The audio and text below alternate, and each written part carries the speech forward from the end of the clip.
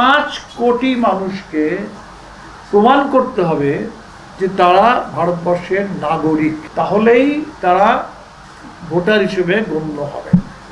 তার মানে যেটা ইলেকশন কমিশন বলছে যে একটা ভেরিফিকেশন, একটা ইন্টেন্সিভ রিভিশন, এটা essentially it is a citizenship test.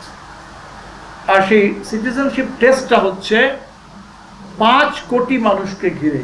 যে ডিমনিটাইজেশন যখন হলো, প্রাইম মিনিস্টার টিভিতে এসে রাত্রিবেলায় বললেন যে কাল থেকে 500 টাকা 1000 টাকার নোট চলবে না। তাহলে প্রাইম মিনিস্টার অ্যানাউন্স করছেন, টেলিভিশনে এসে অ্যানাউন্স করছেন, এটা বিরাট বড় শক ছিল।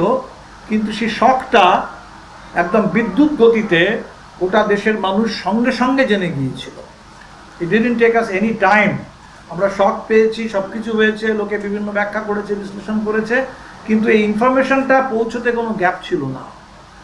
বিহারের কেসে যেটা হচ্ছে সেটা হচ্ছে কোনো সরকার কিছু বলছে না, এটা ইলেকশন কমিশনের একটা সার্কুলার। তো অবভিয়াসলি ইলেকশন কমিশনের একটা সার্কুলার, সেটা মানুষের কাছে পৌঁছতে ইট tax A lot of time. এবং সেটাও তার যে ভাষায় থাকে, মানুষ প্রথমে ভেবেছে যে ভোটার লিস্টের রিভিশন তো মাঝে মধ্যেই পিরিয়ডিক্যালি হয়ে থাকে, বিভিন্ন নির্বাচনের সময় হয়। যদি একটা রিভিশনের জন্য বাড়িতে কেউ আসে, সেটা দেখতে আসবে যে আমি বেঁচে আছি কি বেঁচে নেই, ফিজিক্যাল ভেরিফিকেশন হবে। আর যদি কেউ কোনো ডকুমেন্ট চায় তো আধার কার্ড দেখিয়ে দেবো, বিরাট কি ব্যাপার আছে। তো ফলে ব্যাপারটা যে আসলে কি হতে চলেছে এবং তার রেজাল্টটা কি হতে পারে, এইটা বুঝতে কিন্তু বিরাট টাইম লেগেছে। এটা ডিমনিটাইজেশনের থেকে অনেক অনেক বেশি বড় আঘাত।